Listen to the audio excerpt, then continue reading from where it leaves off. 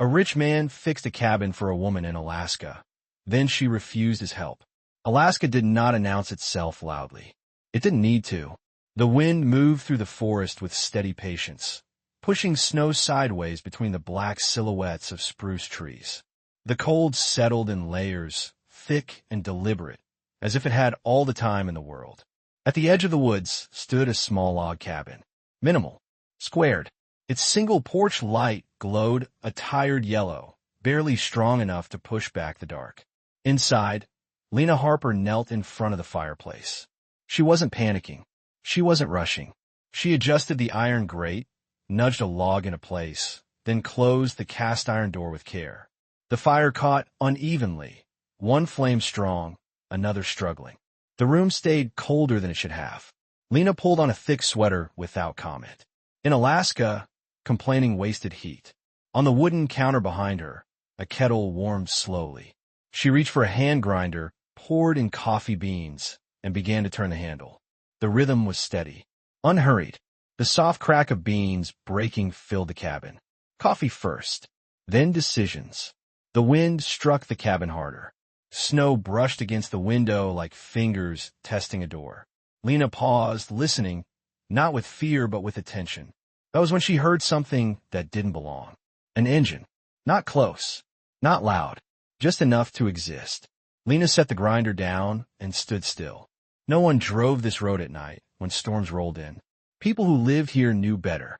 She slipped on her coat and opened the door a few inches. Cold rushed in immediately. Under the porch light, a pickup truck sat half buried in snow. Beside it stood a man. He didn't wave. He didn't shout. He was looking up at the cabin roof. The man was tall, solidly built, dressed in muted layers meant for weather like this. Not flashy, not worn down either. Snow clung to his shoulders. In one gloved hand, he held a toolbox. His posture was calm, too calm for someone caught in a storm. "The wind's shifting," he said, voice low but even. "Your roof panel is loose. If it goes tonight, the cold will get in fast." Lena didn't open the door further. "I'm fine," she said. The man nodded once, as if he'd expected that. Answer. He didn't step closer. He didn't glance inside the cabin. His eyes stayed where they were, on the structure, not the woman. "I can fix it," he said. "Won't take long." There was no urgency in his tone, no pressure, just a statement of capability. Lena studied him the way people in remote places learn to study others, by what they didn't do. He didn't ask if she was alone. He didn't ask why she lived out here. He didn't offer reassurance. Only the fix. "Who are you?" she asked. The man paused, just briefly. "Someone passing through," he said. It wasn't a comforting answer, but also wasn't defensive. The wind gusted hard. Snow slid off the roof in a sudden rush. Lena glanced up, then back at him. He was already shifting his weight, bracing himself against the cold, as if it were nothing more than another variable to manage. "I don't need help," she said. Again the nod. No argument. No offense taken. "I'll be right here," he replied, "in case you change your mind." He stepped back into the snow, giving her space she hadn't asked for, but didn't resent. Lena stood in the doorway, the warmth of the cabin behind her, the storm ahead. The fire inside popped softly, uncertain. She noticed then how strange it was. This man hadn't asked for shelter, hadn't asked for payment, hadn't even asked her to trust him. And that raised a question she couldn't answer yet. Why would a man who needed nothing stop his truck in the middle of an Alaska storm? Just to fix a cabin that wasn't his? The fire flickered. Outside, the wind waited. Morning in Alaska arrived without ceremony. There was no sunrise spilling gold across the sky. No dramatic shift. Just a gradual softening of darkness, as if the night loosened its grip reluctantly. Inside the cabin, the fire was still alive. Not roaring, not fading, just steady. Lena woke to warmth first, then sound, the faint crack of wood settling in the fireplace. She lay still for a moment, listening. Outside, the wind had slowed. Snow rested thick and unmoving against the window. She sat up and pulled the blanket tighter around her shoulders. The cabin smelled faintly of smoke and coffee grounds. She moved quietly, the way people did when they live alone long enough to stop announcing themselves to empty rooms. She opened. The iron door of the fireplace nudged the embers and added a single log. No ruse. No exis. The flame caught easily now, stronger than the night before. That alone told her something had changed. She crossed the room and looked out the window. The roofline was intact. Clean. Reinforced. Snow had been cleared where it mattered most. Lena exhaled. Not relief exactly, but recognition. Work done properly left a different kind of silence behind. A shape moved beyond the glass. Her dog, Ash, pushed through the snow with deliberate effort, thick fur dusted white. He stopped near the porch, shook himself once, and looked back at the cabin as if confirming it was still there. Lena opened the door. Cold rushed in, sharp and immediate. Ash trotted inside without hesitation, tail flicking once before he curled near the fireplace, content. She poured water into the kettle and set on the stove. From the shelf, she took down the hand grinder again. The motion of grinding was slower this morning, heavier. Each turn of the handle felt grounding, almost meditative. Outside was cold enough to punish mistakes. Inside, everything had a rhythm. The coffee brewed slowly. Steam rose. Lena poured 2 cups without thinking, then paused. She set one aside, untouched. Habit, she told herself. She stepped outside. The world was white and vast. Trees stood tall and silent, weighed down by snow. The road was barely visible now, softened into the landscape as if it had never been meant to last. Down the slope, near the edge of the tree line, the man was working. He had already started clearing snow from the side of the cabin she hadn't been able to reach alone. His movements were efficient, measured, no wasted effort. He wore the same muted clothing, now dusted with ice, and worked as if the cold were simply another condition to account for. He noticed her presence without looking up. The fire's drawing better, he said. Flue was partially blocked. Lena stopped a few steps away. You didn't have to stay. He straightened, wiped snow from his gloves. I chose to. There was again. Not justification. Not explanation. Just choice. She handed him the second cup of coffee. He took it with a nod, wrapped both hands around it briefly, not for warmth alone, but for the pause it allowed. They stood there without speaking, steam curling into the pale air between them. Ash wandered over, sniffed the man's boots, then sat at his feet without ceremony. The man glanced down at the dog. A corner of his mouth lifted barely. You feed him on a schedule, he said. Yes. He listens. Only when it matters. The man nodded, as if that made perfect sense. They worked through the morning without conversation. He fixed what needed fixing, reinforced what would fail under pressure.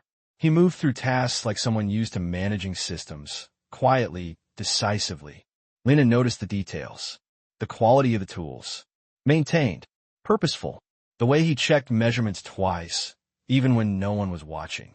The absence of improvisation. He didn't hope things would hold. He ensured they would. By noon, the cabin was more than warm. It was secure. Inside, the light shifted through the windows, reflecting softly off the wood-paneled walls. Lena set out a simple meal, soup, bread, nothing ornate. He ate without comment, without hurry. No phone, no interruptions, no sense of time pressing him elsewhere. Outside, the storm's remnants drifted lazily from branches. When he stood to leave, Lena didn't ask where he was going. He paused at the door, toolbox in hand. The next storm won't do this place any favors, he said. But it'll hold. She nodded. Thank you. He hesitated, just long enough to consider something. Then he set a spare key on the table. In case, he said. Not for me. Not so I can come back. Just in case. After he left, the cabin felt different. Not fuller. Just steadier. Lena sat by the fire with Ash at her feet, coffee warming her hands. Outside, Alaska remained vast and indifferent. Inside, the quiet had changed shape. And somewhere beyond the trees, a man with no need to explain himself continued on, leaving behind warmth, structure, and a question that would take time to answer. Daniel Frost did not wake to an alarm. He woke when the light changed. In Alaska, that mattered more than time. The cabin he stayed in sat farther up the ridge, away from the road and out of reach of casual visitors. It was larger than Lena's, but built with the same restraint, clean lines, natural wood, nothing ornamental. Everything inside had a reason to exist.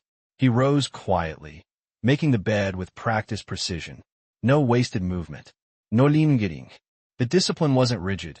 It was economical. Outside, the air was sharp enough to wake the body fully.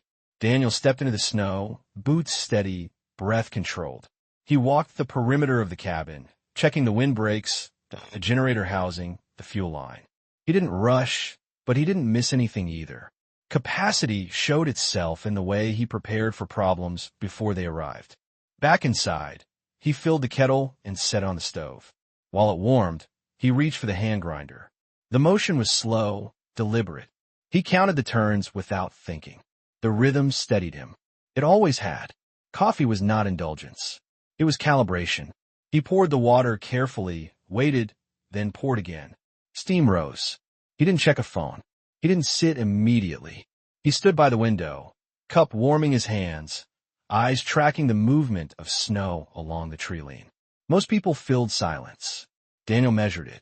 After coffee, he dressed for work, layers chosen for function, not comfort. Outside, he split wood. The axe fell cleanly. Each strike landed exactly where intended. He stacked the logs neatly, aligning edges as if the pile itself mattered. It did. Order created margin. Margin created calm. Later, he drove down the ridge to check on the small hydro line that powered part of the valley. He had installed it years ago, quietly, without ceremony. When something malfunctioned, he fixed it himself. No calls, no delegation, just presence. By the time he finished, the sun sat low, pale and distant. He stood there for a moment, hands in his pockets, assessing the work. Then he turned back toward his truck. On the way down, he passed Lena's cabin. He didn't stop, not because he didn't care, but because routine mattered more than impulse. He returned to his own place, unloaded supplies, then prepared a simple meal. Soup, bread, protein measured, not excessive. He ate standing by the counter, gaze unfocused, mind quiet. Later, he read for an hour. Hardback, no jacket sleeve. He marked nothing. Knowledge wasn't something he needed to prove he possessed. As evening settled in, Daniel stepped outside again. The wind had shifted. Snow fell lightly now, almost lazily. He adjusted the lights along the path, making sure they were angled low, enough to guide, not enough to announce. Contained power never broadcast itself. In the distance, a dog barked once, then fell silent. Daniel paused. He could picture the other cabin easily, the fire steady now, the roof secure. He knew exactly which joints he had reinforced, which screws he had replaced. The structure would hold. He didn't wonder if Lena was thinking about him. He had learned long ago that healing didn't come from being remembered. It came from being reliable. Inside, he reset the fire, adding one log at a time. He didn't overfeed it. Too much fire created weakness later. The room warmed slowly. Daniel sat in the chair near the hearth, hands resting on his knees. No music, no distractions, just the sound of wood settling, the faint hum of wind beyond the walls. This was not retreat. This was recalibration. In cities, people mistook motion for progress. Here, progress looked like restraint, like choosing not to fill every moment, like trusting that what was built to last didn't need attention every second. The next morning, he would repeat it all, not because he lacked imagination, but because consistency was how he repaired what time had worn thin. Somewhere below, a cabin glowed softly in the snow. Daniel didn't look down at it. He didn't need to. The fire cracked once, steady and controlled, and the night folded quietly around him, unchallenged, unhurried, and held in balance. Lena didn't go up the ridge to look for him. She went because the trail needed clearing. Snow had fallen again overnight. Light, deceptive, the kind that made paths disappear without warning.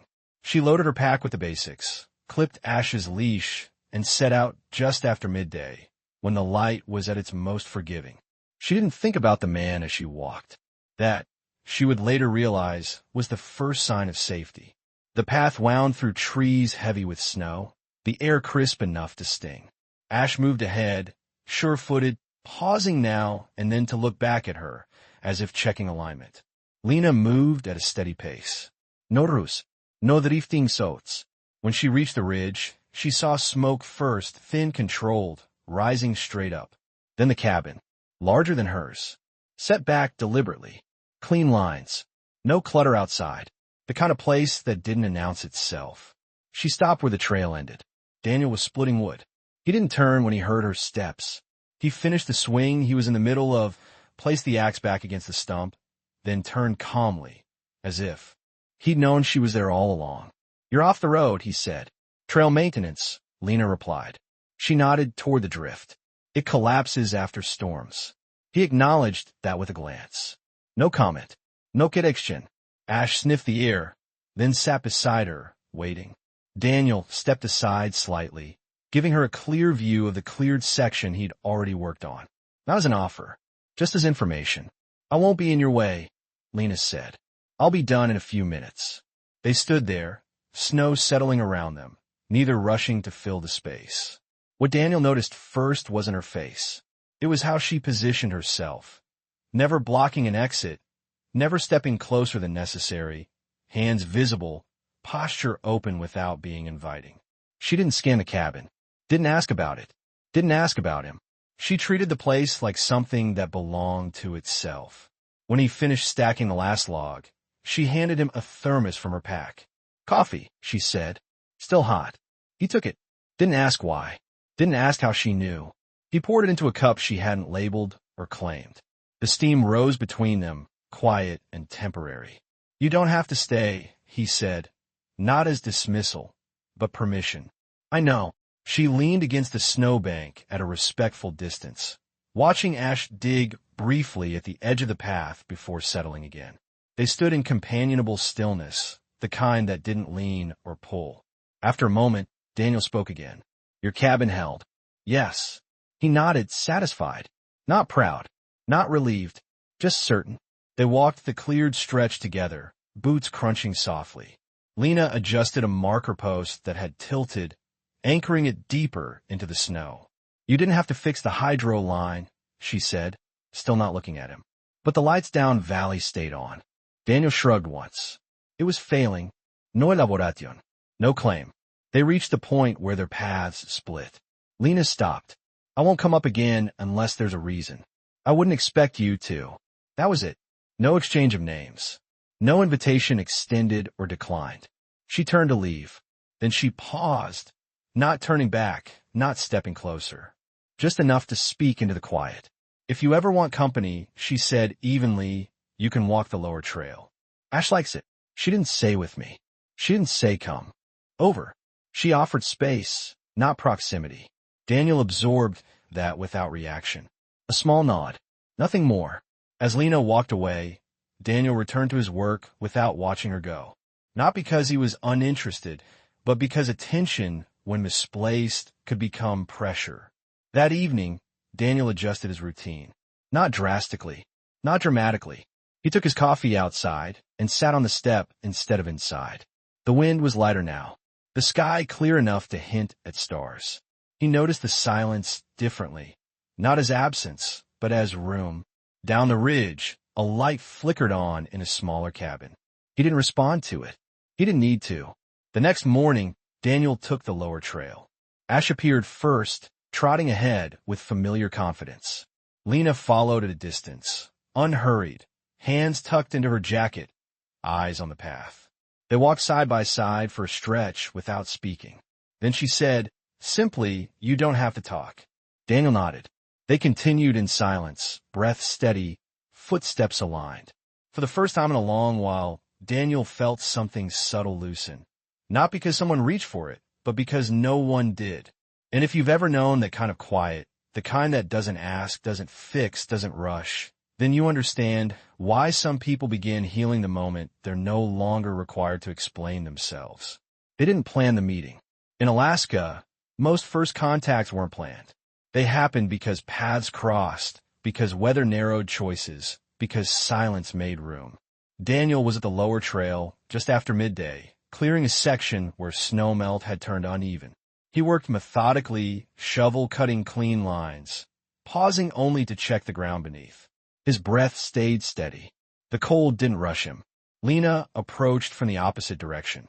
She slowed when she saw him, not to avoid him, but to match the pace of the place. Ash moved ahead, tail low, curious but calm. He stopped a few feet from Daniel, sniffed once, then sat. Daniel looked down at the dog. "Good timing," he said quietly. "Ground's softer here." Lena nodded. "It'll freeze again by night." They stood on either side of the trail, not quite facing each other. No urgency to close the gap. Daniel finished the section he was working on and leaned the shovel against a tree. He didn't offer a hand.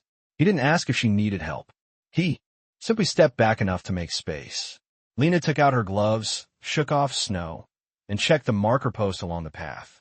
One had tilted slightly. She adjusted it with a firm press of her boot, anchoring it deeper. "Thanks for leaving the tools by the bend," she said. "Made this easier." Daniel inclined his head. "They're meant to be used." That was the first warmth, not in tone but in intention. They walked a short distance together, side by side, but not aligned shoulder to shoulder.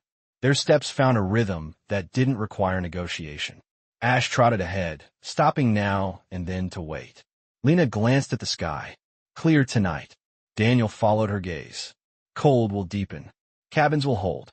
He considered that. Yours will. She didn't ask how he knew. She didn't thank him again. The statement was enough. They reached a split in the trail where the trees opened slightly. Daniel stopped. Lena did too. He took out a thermos from his pack and poured coffee into a small cup. The steam curled slowly, fragile against the air. "Want some?" he asked. It wasn't an invitation. It was a practical question. Lena accepted the cup with a nod. She didn't comment on the coffee, didn't ask how he made it. She simply took a sip, let the warmth settle, then handed it back when she was done. "Good," she said. "Nothing more." They stood there for a moment, sharing the quiet without occupying it. The wind moved through the trees with a low, steady sound. Daniel broke the silence, not to fill it, but to release it. "I won't be on this trail tomorrow." She nodded. "I'll mark the upper bend instead." No question, no follow-up. They parted without ceremony. Later that afternoon, Lena returned to her cabin. She fed Ash, restocked the woodpile, and started the fire. The room warmed gradually. She ground coffee by hand, the familiar rhythm anchoring her thoughts. She found herself replaying the interaction, not the words, but the absence of weight, the way nothing had been expected, the way no space had been taken. She shook her head lightly and returned to her routine. Up the ridge, Daniel finished his day as he always did. Tools cleaned, supplies checked, fire fed sparingly. He sat with his coffee near the hearth, eyes resting on the flame without chasing it. He thought of the trail, now clear, the marker posts aligned, the quiet efficiency of shared work. Warmth, he knew, didn't need to announce itself to be real. That evening, snow fell again, thin and patient. Lights came on in two cabins, distant from each other, but steady against the dark. No messages were sent. No plans were made. Yet something had shifted, not forward, not deeper, but settled. And sometimes that was the truest beginning, when contact left no trace of pressure, only the sense that the world, briefly, was exactly as wide and calm as it needed to be. The shift began without announcement. There was no knock, no warning, no reason given. By the time Lena noticed, Daniel was already there. It was mid-morning at the lodge, quiet hours when the snow outside softened the sound of the world and only a few locals passed through. Lena was restocking shelves near the back, moving with the steady efficiency of someone who knew her space well. She heard the scrape of boots first. Not hurried, not lost. Daniel stood near the maintenance bench, sleeves rolled just enough to work, examining a loose hinge on the supply door. He hadn't asked permission. He hadn't made eye contact. He had simply started. Lena stopped where she was. This was different. He wasn't clearing a trail. He wasn't fixing something abandoned. He was inside her working world now. "Daniel," she said, not sharply but not softly either. He looked up, calm, present. No sign he'd misjudged the moment. "The door's been catching," he said. "Cold warps the frame." "I know." He waited, not defensively, not expectantly, just enough space for her to decide what came next. "You don't work here," she said. "I know." That was the first shift. Not the fact that he was working, but the fact that he didn't contest the boundary. A man who needed nothing rarely pressed. Lena watched him closely now. Not suspicious, attentive. He set his tools down neatly, aligning them as if the bench mattered. He adjusted the hinge with practiced precision, checking the alignment twice before tightening it fully. No wasted movement. People who volunteered here usually announced themselves. They explained. They sought acknowledgement. Daniel did none of that. When he finished, he stepped back. Done, he said. No satisfaction. No performance. Lena crossed the room and tested the door. It closed smoothly, quietly. That was scheduled for next week, she said. Cold doesn't wait. He replied. She didn't argue. But something in her posture tightened. Not fear, not gratitude. Something else. You don't need to do this, she said. Daniel nodded once. I'm aware. There was again. Choice without justification. The lodge manager appeared briefly from the office, glanced at the fixed door, then at Daniel. Recognition flickered across his face. Not surprise, not confusion. Something closer to acceptance. Appreciate it, the man said simply. Daniel inclined his head. Nothing more. Lena noticed that too. He wasn't being introduced. He wasn't being questioned. He was being allowed. The shift continued. Daniel moved to the storage area, repaired a loose shelving bracket, replaced a cracked handle. Each task small, necessary, unclaimed. He worked like someone who understood systems, how neglect accumulated, how small failures multiplied. Lena kept her distance, not because she was uncomfortable with him, but because she was uncomfortable with what his presence disrupted. People here had roles. They had reasons. They needed the work, or the connection, or the warmth. Daniel needed none of it. That made him unpredictable in a way she hadn't anticipated. When noon came, Lena set out soup as she always did. Daniel took a bowl only after she placed it on the counter, not before, not after. They ate standing apart, steam rising in quiet symmetry. You could have asked, she said finally. He didn't look at her. I could have. But you didn't. No. She waited for more. None came. That was the twist. Not that he worked, but that he refused to frame it as anything else. After lunch, Lena stepped outside to clear the front steps. Daniel followed, not to help, but to check the salt bin. He replenished it, sealed the lid, and stepped back. She turned to him, then really turned. This isn't charity, she said. I didn't say it was. And it's not a favor. I didn't say that either. Then what is it? Daniel met her gaze. His expression didn't harden. It didn't soften. It's work, he said. That answer landed differently than she expected. Not dismissive. Not generous. Neutral. She let out a breath she hadn't realized she'd been holding. I don't like being indebted, she said. He nodded. I don't keep ledgers. That stopped her. Not because it was poetic, but because it was final. The afternoon passed without incident. Daniel finished what needed finishing, then cleaned the bench thoroughly. He wiped down surfaces he hadn't touched, returned tools to their exact places. When he was done, he removed his gloves and waited, hands relaxed, posture open. I'm leaving, he said. Lena didn't tell him to stay. She also didn't thank him again. Instead, she said, next time ask. He considered that. All right. No negotiation. No defense. He stepped outside into the cold, the door closing softly behind him. The lodge felt different after he left. Not improved. Altered. Lena stood for a long moment, listening to the quiet. The door no longer creaked. The shells held steady. Systems ran smoothly, without anyone claiming credit. That night, Lena walked the trail longer than usual. She thought about the moment she'd expected him to explain himself, and the way he hadn't. How he'd worked without signaling virtue, without seeking permission from gratitude. Most people needed to be seen. Daniel didn't. That unsettled her more than generosity ever could. Up the ridge, Daniel returned to his cabin as the light faded.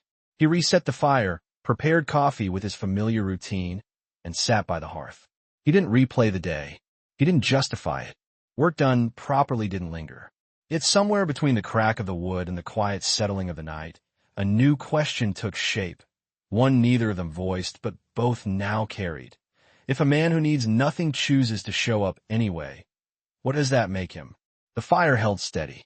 Outside, Alaska remained unchanged. Inside two separate cabins, the silence had shifted just enough to matter. Silence changed after that day. Not abruptly, not loudly. It shifted the way snow did when the temperature dropped. Almost invisible, but unmistakable to anyone who paid attention. Lena felt it first in the mornings. The lodge opened as it always did. The lights warmed slowly. The kettle took its time, but she found herself listening for sounds that no longer arrived. The steady scrape of boots, the precise rhythm of work being done without comment. Daniel didn't come back the next day, or the one after. That should have settled things. Instead, it left space where certainty had been. Lena moved through her routine with care. She stocked shelves, checked supplies, fed Ash before heading out to clear the trail. Everything remained functional. Everything worked. And yet, she noticed the way her breath shortened when she thought she heard footsteps. The way she looked up once too. Often. She didn't ask anyone about him. She didn't need to. The trail told her enough. The lower path had been reinforced again, quietly. Stakes reset. Snow cleared where drifting had begun to hide markers. Someone had done it early before dawn, when the light was thin and the cold sharp. Daniel's work. She stopped there longer than necessary, one hand resting on a post, the other steadying her breath. Inhale. Pause. Exhale. Alaska taught people to breathe properly if they wanted to last. Up the ridge, Daniel noticed a change too. Not in her presence, but in his own. He kept his routine intact. Morning checks. Coffee ground by hand. Fire fed sparingly. Work done thoroughly. He avoided the lower trail without making a point of it. Avoidance was still a choice. And choices mattered. He told himself nothing had changed. He hadn't promised anything. He hadn't crossed a line. He had worked where work was needed and stepped back when asked. That should have been enough. Yet when he stood by his window at dusk, watching snow soften the edges of the trees, he found himself listening. Not for sound, but for a shift in the quiet. Silence could be neutral, or it could be loaded. The next time they crossed paths, it was unavoidable. The storm came in fast, tightening the air, compressing the day into something smaller. Lena had been slower than planned on the upper trail. By the time she turned back, the wind had picked up, pushing snow sideways in short, sharp bursts. Daniel saw her before she saw him. She was moving carefully, weight-centered, steps deliberate. Ash stayed close, alert but calm. Daniel didn't approach immediately. He waited, gauging the wind, the distance, the slope. Then he stepped forward, stopping well short of her path. "Wind's turning," he said. She looked up. For a moment, neither of them moved. There it was, the distance she hadn't named, the tension she hadn't allowed herself to acknowledge. Not anger, not disappointment. Awareness. "I know," she said. "I can clear the bend ahead." She considered him. The words that followed weren't sharp, but they weren't warm either. "You said you'd ask." Daniel nodded. "I am." That landed differently than she expected. She looked past him, down the trail, measuring risk. The storm thickened around them, snow blurring edges, softening depth. "All right," she said, "but only this section." He accepted that. Boundary without hesitation. They worked in parallel, not together. Each took a side of the trail, movements efficient, contained. Snow piled up between them, a physical representation of the space they maintained. Ash moved back and forth, checking each of them in turn. The wind grew louder. Their breaths became visible, rhythmic. Inhale, exhale. Lena became acutely aware of her body, the way cold sharpened sensation, the way silence amplified thought. She could feel the tension not in her chest, but in her shoulders, in the set of her jaw. She slowed her breathing deliberately. Daniel noticed, not the breath itself, but the intention behind it. People who had learned to regulate themselves carried a different presence. They didn't rush the moment. They let it pass through. When a section was done, Daniel stepped back first. "Enough," he said. She nodded. They stood there, snow settling on their shoulders, neither stepping closer, neither retreating. "This isn't about the work," Lena said quietly. Daniel didn't answer immediately. "No," he agreed. That was all.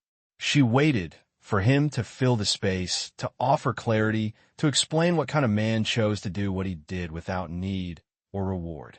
He didn't. Instead, he took off his gloves slowly, deliberately, and placed them in his pocket.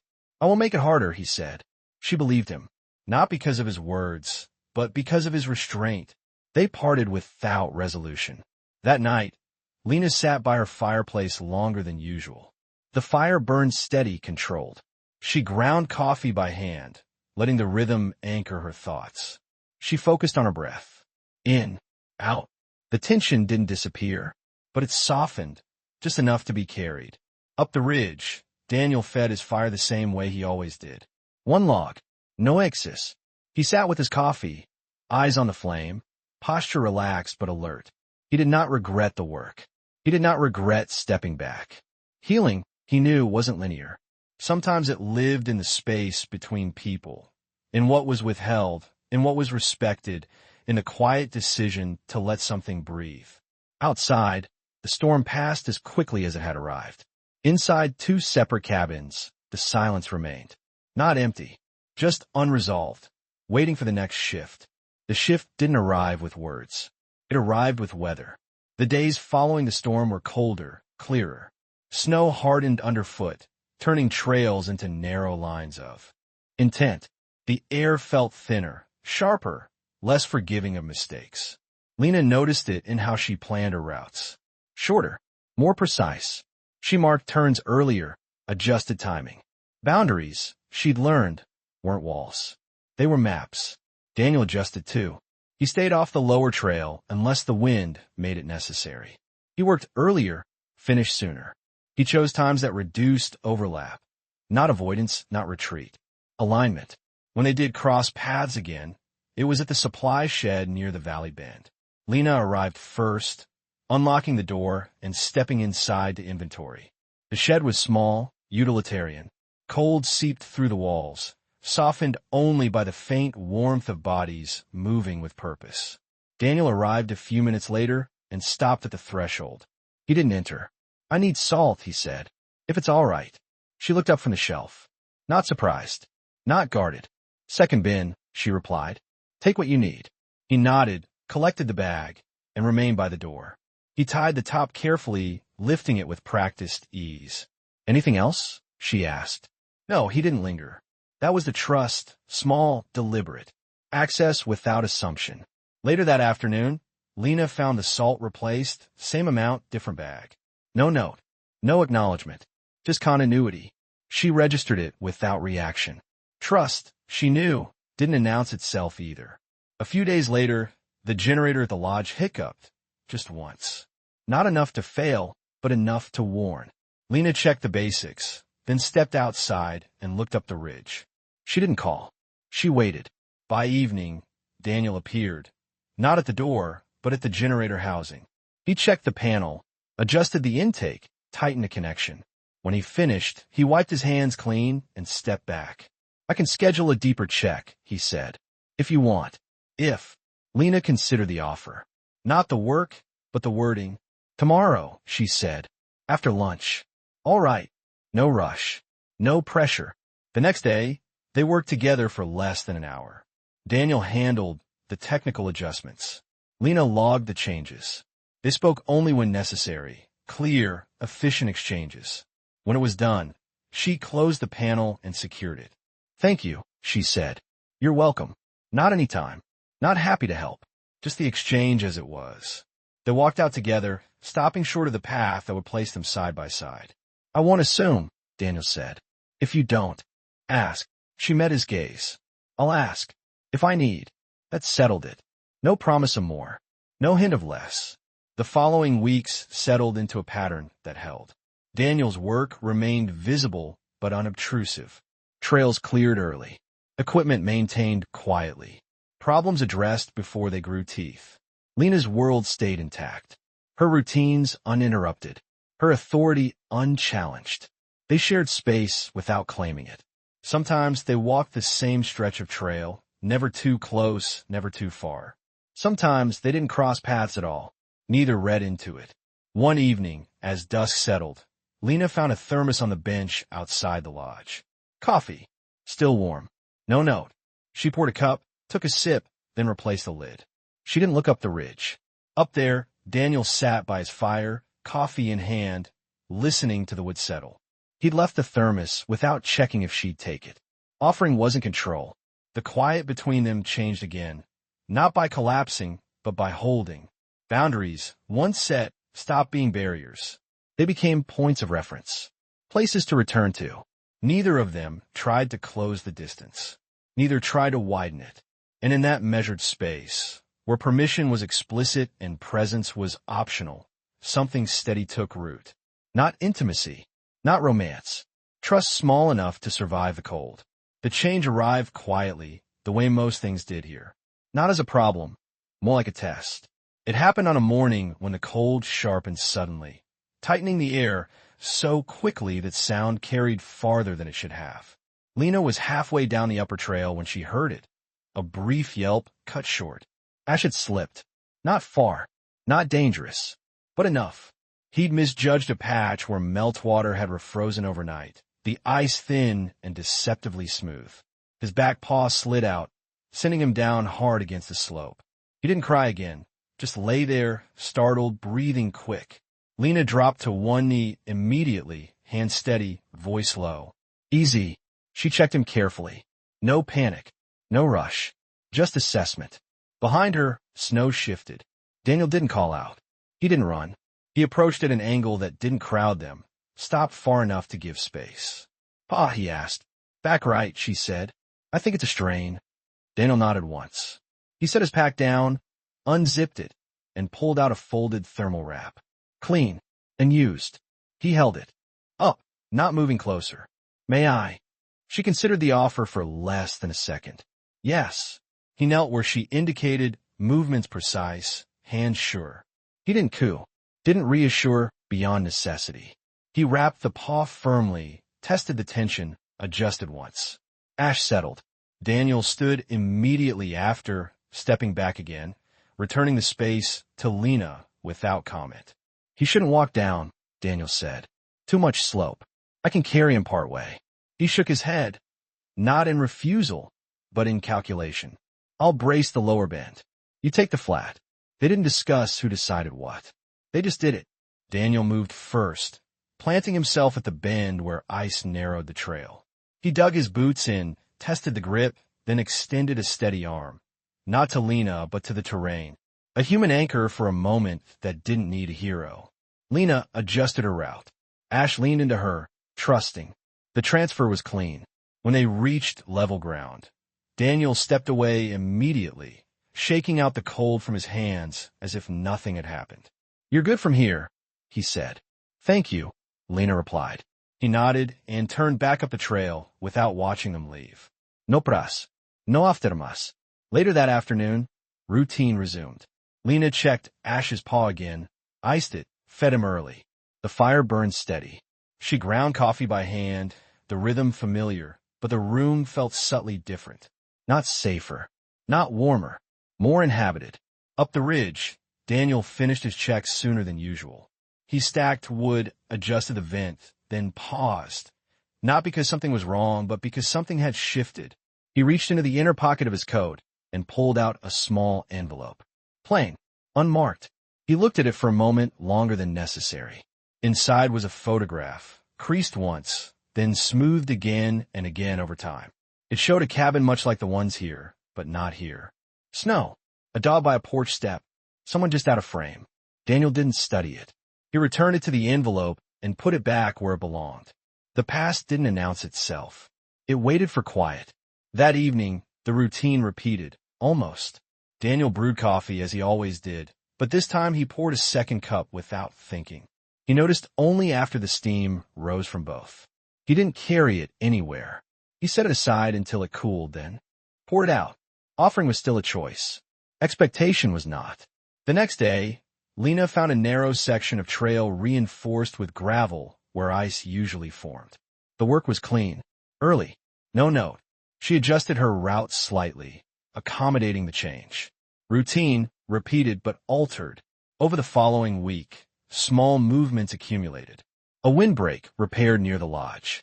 A marker replaced before it tilted. A thermos left once, then not again. Nothing dramatic. Nothing demanding interpretation. Lena noticed she walked differently now, less scanning, more trust in the ground beneath her. She breathed slower. Her shoulders stayed lower. Inhale. Exhale. Healing didn't arrive as relief. It arrived as margin. One afternoon, she crossed paths with Daniel near the supply shed again. This time, she spoke first. Ash will be off the trail for a few days. Daniel nodded. I'll keep the lower clear. She paused, then added, You don't have to. He met her gaze, not challenging, not yielding. I know. She accepted that. All right. They stood there a moment longer than usual. Not close, just present. That night, snow fell lightly. 2 cabins glowed against the dark, separate but steady. Daniel fed his fire carefully, 1 log at a time. Lena did the same. Routine repeated. But the space around it had changed, shaped by a small rescue that claimed no hero and a past that brushed the present without demanding entry. In Alaska, that was how movement happened. Quietly. On purpose. The consequence didn't arrive as punishment. It arrived as limitation. The morning began clean and cold, the kind that sharpened edges and made small errors matter. Daniel was halfway through a routine check on the upper ridge when the wind changed, just enough to push sound farther than usual. A truck door slammed down in the valley. Not his. He paused, listening. Engines were rare here during the week, rarer still in this weather. He finished tightening the last bolt, closed the housing, and stood still for a moment longer than usual. Down below, Lena noticed it too. The lodge was quiet when the truck pulled in. County markings, 2 men inside. They didn't linger. They went straight to the office, boots heavy, voices low. Paperwork rustled. A door closed. Lena kept working. She had learned not to borrow trouble. But when the lodge manager emerged, his expression had shifted, tightened at the jaw, cautious at the eyes. She knew something had been priced. They're doing a review, he said quietly, not quite meeting her gaze. Maintenance, external work. Liability. Lena nodded. Anything we need to fix? Not exactly. He hesitated. They asked about outside help. The words settled between them. Later that afternoon, Daniel approached the lodge and stopped short. Earlier than usual, farther back. He took in the truck tracks, the new footprints, the subtle tension in the air. He didn't enter. Lena came out to meet him, closing the door behind her. You shouldn't be here today, she said, not accusing, not alarmed. Just factual. Daniel accepted that immediately. All right, that's not. She stopped herself. Rethought it. They noticed the work. He nodded once. No surprise. No defensiveness. I didn't ask, she said, and I didn't tell them. I know. Silence stretched. Not strained. Measured. The work helped, she added. But it comes with a cost. Daniel considered that. Eyes on the tree lean rather than on her. Everything does. She watched him closely now, searching for something he didn't offer. An apology, a justification, an explanation of means. He gave none. That was the price, she realized. Not of the work, but of the way he moved through the world. Quiet capability attracted attention eventually. Even here, they'll restrict outside maintenance for a while, she said. Paper trail. Process. Daniel nodded. I'll stay clear. Not I'll fight it. Not I'll fix it. Acceptance without retreat. That's not what I meant, Lena said, then paused. She chose her words carefully. I don't want you erased from the picture because of this. He turned to her then, not sharply, not softly. Present. I won't be erased, he said, and I won't push. That landed. Not as reassurance, but as boundary. The next few days reflected it.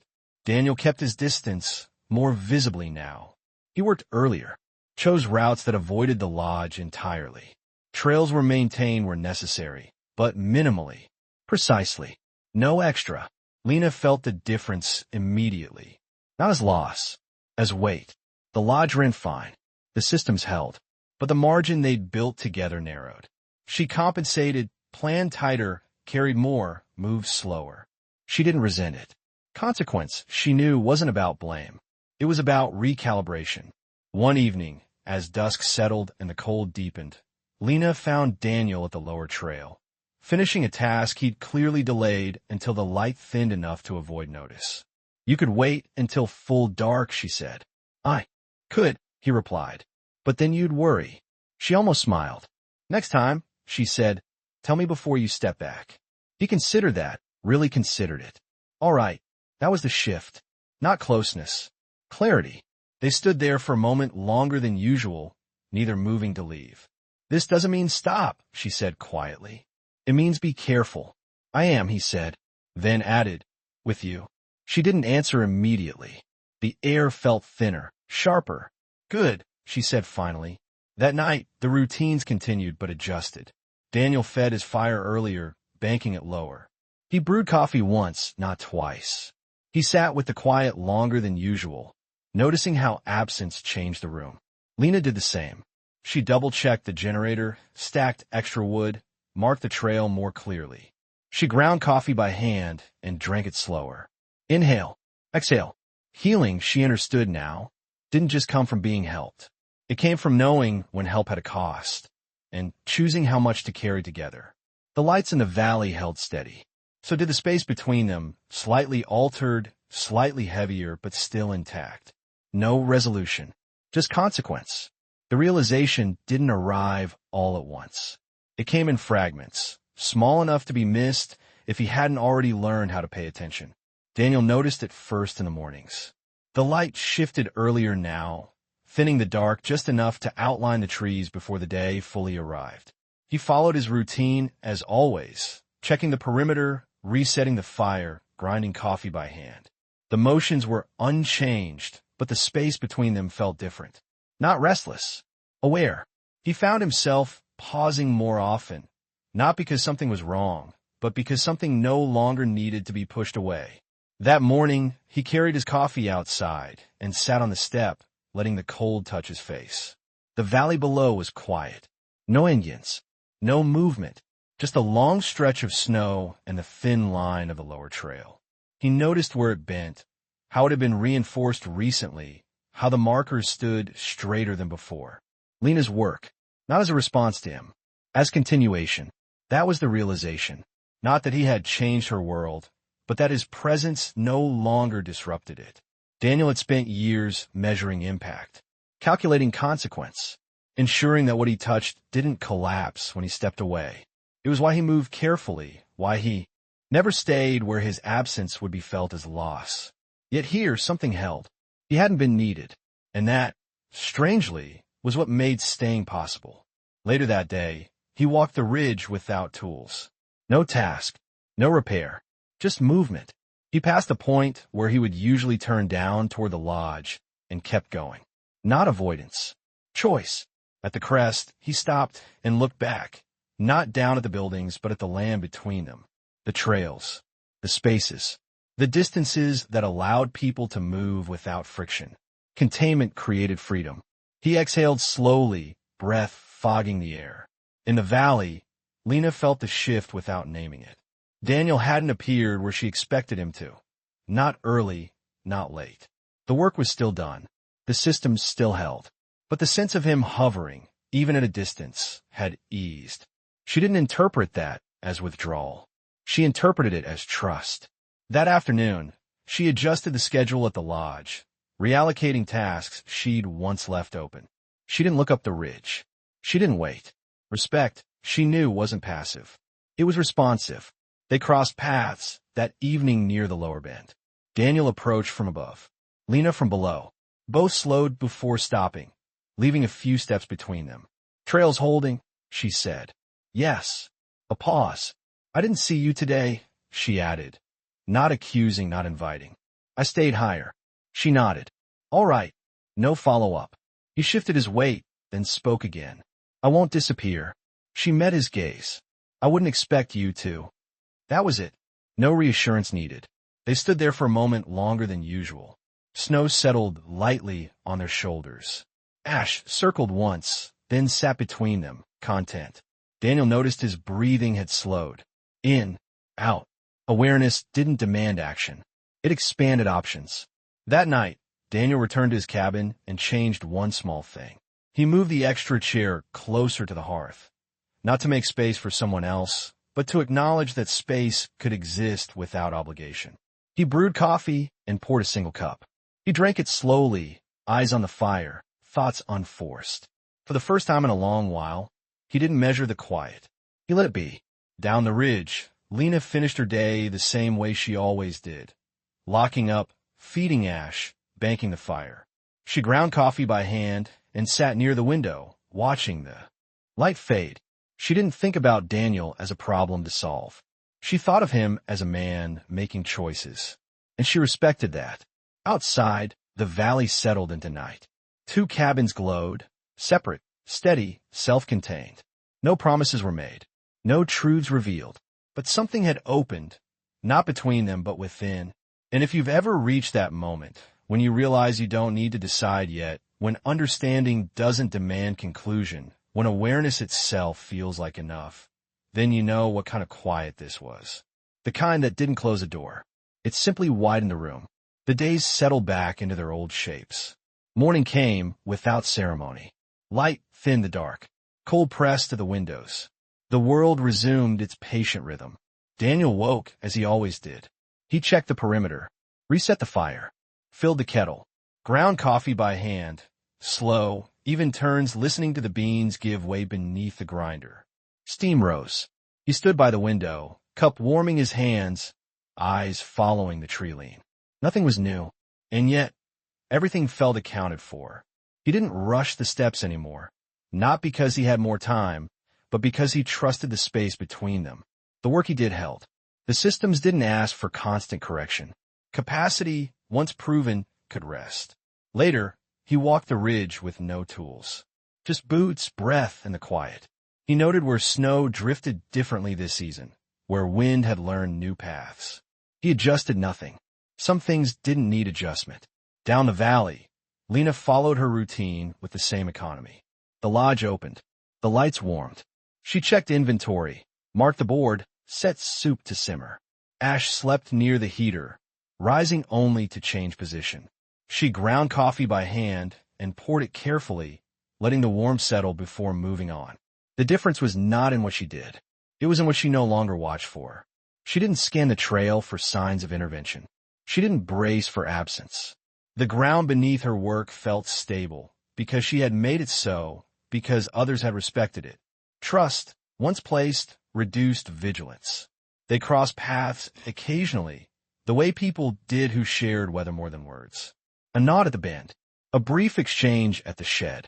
Nothing to interpret. One afternoon, Daniel replaced a warm marker post near the upper slope, quietly, efficiently. He left no sign beyond the post, standing straighter than before. Lena noticed it later and adjusted her route slightly. She didn't wonder why. That night, snow fell thin and steady. 2 cabins glowed against the dark. Separate, uncompeting, Daniel fed his fire with restraint. 1 log, no excess. He sat with his coffee, posture relaxed, eyes on the flame without chasing it. He realized then that routine had stopped being a shield. It had become a place to return to. Down the ridge, Lena did the same. She banked the fire, set the kettle aside, and sat near the window. Ash's breathing slowed at her feet. The quiet no longer asked questions. It held answers lightly. The next morning, the lower trail was clear. The upper bend was marked. The generator hummed without complaint. The lodge ran on schedule. Alaska stayed Alaska, cold, vast, indifferent to intention. But within that steadiness, 2 lives moved with less friction. Daniel walked the ridge at dusk and paused, not to look down but to breathe. In, out. The air cut cleanly, sharpening thought without demanding it. Lena closed the lodge and stood outside for a moment longer than usual, letting the cold touch her face. She breathed the same way. In, out. Routine returned. Changed, not by romance, not by confession, not by revelation. Changed by alignment. By work done without claim.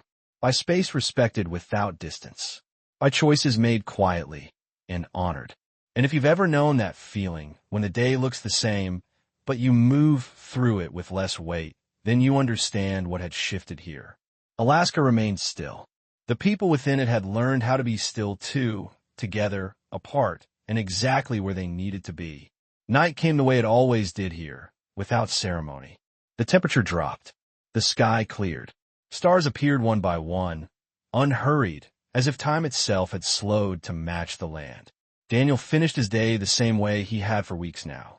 He checked the fire, added a single log, then closed the iron door and listened as the wood settled.